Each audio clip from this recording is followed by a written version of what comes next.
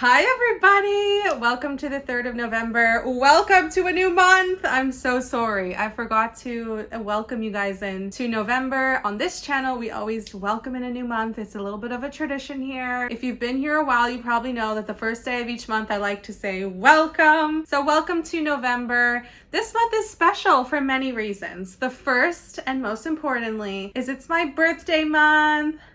Yeah, I know.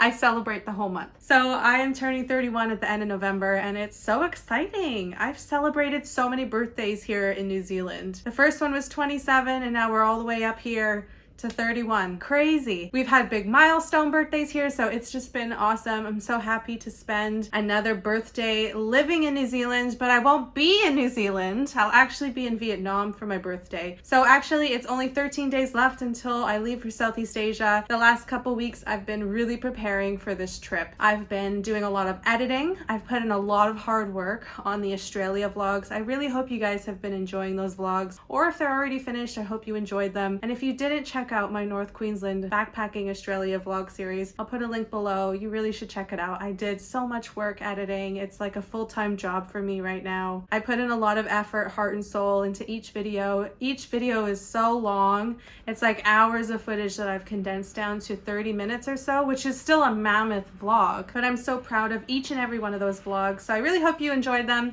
but we're moving on up and we're going to be going and getting ready to go to Southeast Asia. I can't believe that I'm already leaving so soon. I thought, like, when I first got back from Nepal, I was like, oh wow, 5 weeks, such a long time. Here we are, 13 days until I leave again, and time has literally flown. That brings me to the next update for November and why it's such a special month. It's 1 year. 1 year of living in this very flat. So I moved here a year ago in a totally different place than where I am right now. Literally, who I was a year ago is nowhere near the girl sitting here in front of you right now. I have grown immensely in that year, and actually I'm living the life that I wanted a year ago. So I've manifested all that hard lessons that I went through, everything, all the hard work and everything, perseverance and resilience has led to this moment right now where I am now internationally traveling again. And I'm so damn grateful that I'm back to being in my normal element of traveling internationally and prioritizing that, as it is the biggest passion in my life, is traveling. And I'm just really grateful that I've had this sanctuary to live in the last year to sort of realize these dreams that are now what my reality is. Like, come on. I was just thinking about that the other day with some friends, that literally back in July, from January to July this year, I wanted what I have right now. The freedom to do what I want and to travel. And here I am living the dream. So I'm just grateful, very, very grateful for that opportunity and that privilege. I'm just bloody happy. That's all I can say. I'm bloody happy. And I've been doing everything I can to prepare for Southeast Asia. I have my Vietnamese e-visa shot to the Wellington Library. I was able to go print out my visa, which I'll have to show immigration when I get there in a few days. But I'm so excited. I'm buzzing for this adventure. And the only other thing I really need to do is maybe pick up some Vietnamese money at the foreign exchange place here in Wellington. I just need to basically pack my bag. I just reckon it's a little early to pack it now, but I would love to if I could. All the clothes would be wrinkly. But speaking of Southeast Asia and speaking of clothes, I had to hit you with a mini haul. So we actually just got a nice brand new Mountain Warehouse location on Lambton Quay in Wellington Town, which, I mean, really good. So they had 30% off activewear. And let me tell ya, your girl learned a lot of lessons from her Singapore excursion the last trip. I was hit with that humidity wall, like hit. Girlfriend was hit. This may be TMI, but I'm a very sweaty girl. If the room is like full of people who aren't sweating, hi, I'm gonna be the one that's sweating. So not only do I travel with sweat towels, they're like microfiber quick dry towels, but I also need to make sure I'm wearing clothing that will keep me comfortable to accommodate how much I'm sweating. So when I was in Singapore, I totally brought the wrong type of clothes. I brought thick cottons, I brought like clothes that were just not comfortable and were not quick dry, and there's nothing more uncomfortable in certain situations anyways than wearing clothes that are wet and they just stick to you. It's so uncomfortable. I have this really vivid memory of my first day in Singapore wearing like the thickest cotton tank top from Country Road, and it was a game over. The whole thing was sweat down the back and it would not dry because cotton is not good for a very hot, humid climate. It takes ages to dry, especially thick cotton. So now I know I'm wearing quick dry clothing as much as possible, and shout out to Lululemon. I did actually have to go shopping in Singapore and a little in H&M active section, where I could pick up clothes that were quick drying, but also still a little bit stylish, like not so in your face activewear is what I'm talking about, because it's not really fashionable to always wear athletic wear outside. So I wanted to still look cute and wear some nice pieces, but not have to look like I'm heading to the gym when I'm just heading out to explore for the day. So I went and picked up some activewear from Mountain Warehouse. And I think that these pieces really do fit the bill of just looking a little bit less like activewear. Maybe it's just in my head, I don't know. The other thing is my underwear, like my bras were just big, bulky, and they took forever to dry.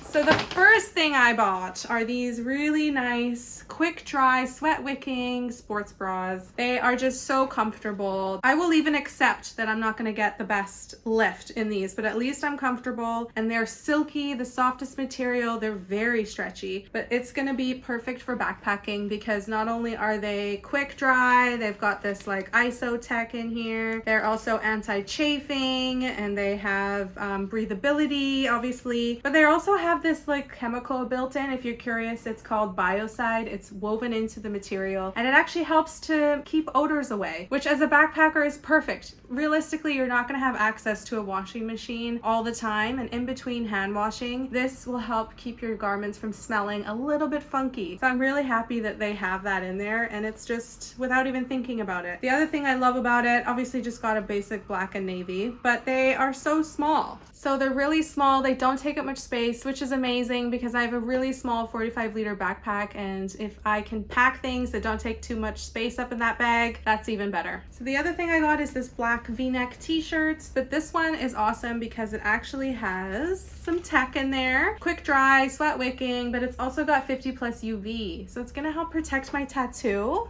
from the sun. Are you kidding? But also I thought that it didn't really look too much like an activewear top. It is a bit shiny of a black material, but it doesn't have like, you know, athletic written across the front. It's just a plain black tee. So I can actually take this from day wear to night wear quite easily and just wear it with some colorful pants. I went for black because it just goes with everything, and I reckon black you'll wear it a lot more. Also, black shows sweat the least. So if I'm wearing gray, which I would never wear gray, but if I was, you could see the sweat mark in the back. You could see it.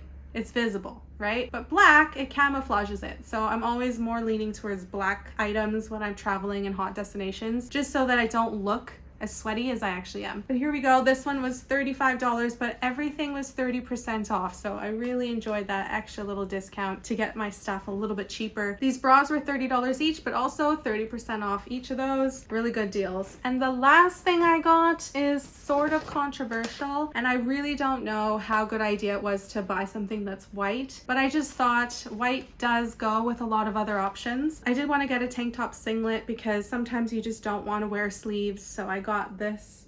It's very stretchy, but white is just problematic. It never stays white. If you're a backpacker, you know to avoid white because you cannot keep it white very long. It'll start to show your sweat stains. It'll get yellow. It'll get stained from anything you're eating that falls on it. And when you're backpacking, you don't have the stain removers that you normally have access to at home. So I know a guy who brought a white t-shirt with him to Nepal, and he just dropped coffee down the front of it, and it was just basically non-wearable after that. But a black top that you spill coffee on, no worries, can't even see it. So just in that sense, I'm not sure this was a good idea. This one was a little bit cheaper. It was $22 because it doesn't have that UV technology that the t-shirt had, but it's still quick drying and sweat wicking, so I still got it. But yeah, we'll see what happens. It's just a basic tank top. It is a little bit shiny, so it does look a little workout wear-esque, but I thought, you know what, give it a go. But also look at that.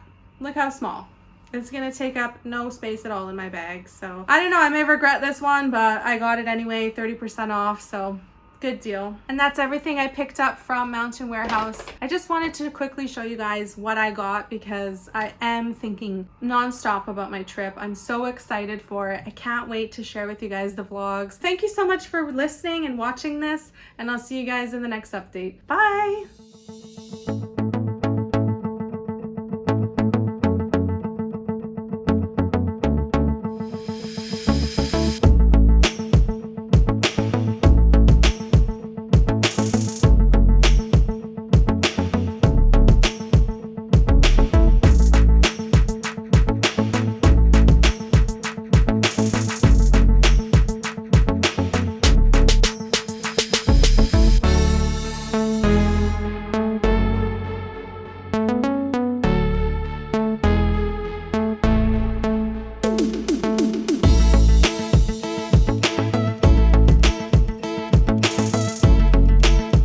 You know that summer's on its way when it's 20 degrees, beautiful, and the fair is in town.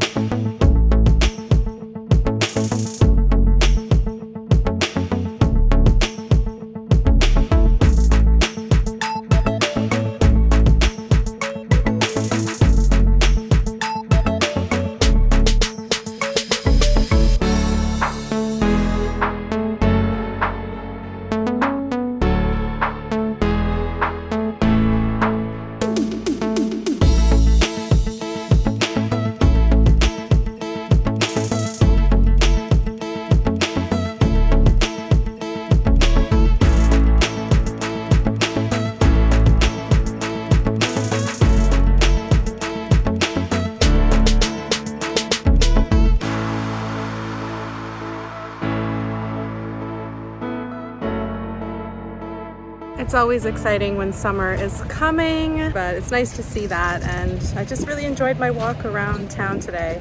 It's a beautiful Saturday, sunny Saturday.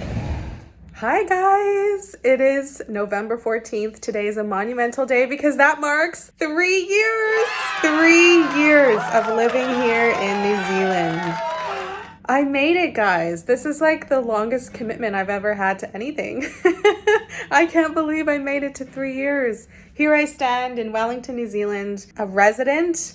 3 years living here have flown by, and just feeling almost like surreal about it. You know what I mean? And I'm also 2 days away from going on my big Southeast Asia adventure. So I am like, you know, just here to celebrate this anniversary milestone. And then I head out in 2 days to fly to Vietnam. So this is just incredible. Full circle moment here for me. I have learned and gone through an immense amount of lessons since moving here. I don't want to romanticize moving to another country too much because there are so many ups and downs to moving abroad. I had no idea the amount of personal growth that I would go through in the last 3 years. It's intense, you know, from trying to move yourself around to recovering from having my car stolen and needing to figure out where I wanted to live, enduring a pandemic with the rest of the world, to moving to a new city, to getting work and finding a job here in this new place, like starting from the ground with that aspect. Because what I learned about New Zealand is it's not about the experience you have outside of New Zealand, it's more about what you have here. So getting that first job was such a monumental achievement because it meant that somebody took a chance on a foreigner and didn't have a New Zealand reference, and they still let me work with them. So it was just incredible. And then my career kind of took off here and everything started flowing, and I've just been through so many ups and downs. I could go through everything. If you do want to know what my life had been, I did do a recap video, so I'll link that above and in the description. You guys can watch my journey, and it does a recap of most of my time. Of course, it's just missing these last few months where I've had an amazing time too, but that will be in a future recap video. So I am just feeling amazing. So I'm gonna go to the gym because that's how I prefer to celebrate. And I'm really glad that you guys are here. You've stuck with me. You keep watching these videos. I keep uploading them.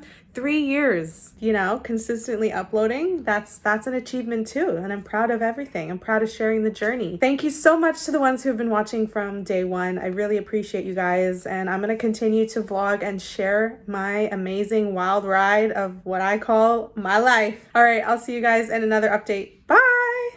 Hi everybody, welcome to the 15th of November. Today's the day before I leave for my big epic Southeast Asia trip. I am gone for 41 days, that's a month and a half. It's crazy. I can't believe we're here. I literally slept 4 hours last night. I've been so nervous about everything I need to do. I had all this anxious energy that I couldn't sleep in, even though I went to bed at like 3 in the morning. I still woke up at around 8 a.m. I don't know why I did that.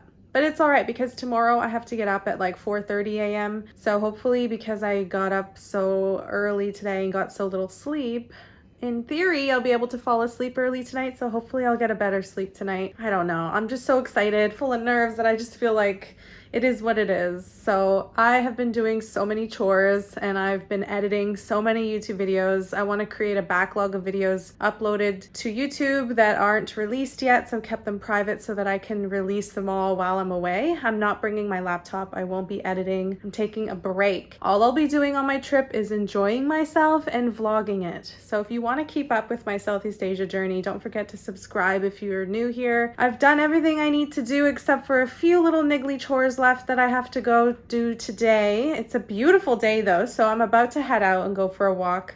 Oh, I have a call. Oh my gosh, that's the second time that I've gotten a spam call. It's a spam call that's supposedly FedEx calling me saying that I've missed a delivery twice and to press 1. And I'm like, no, I don't have anything coming to me from FedEx.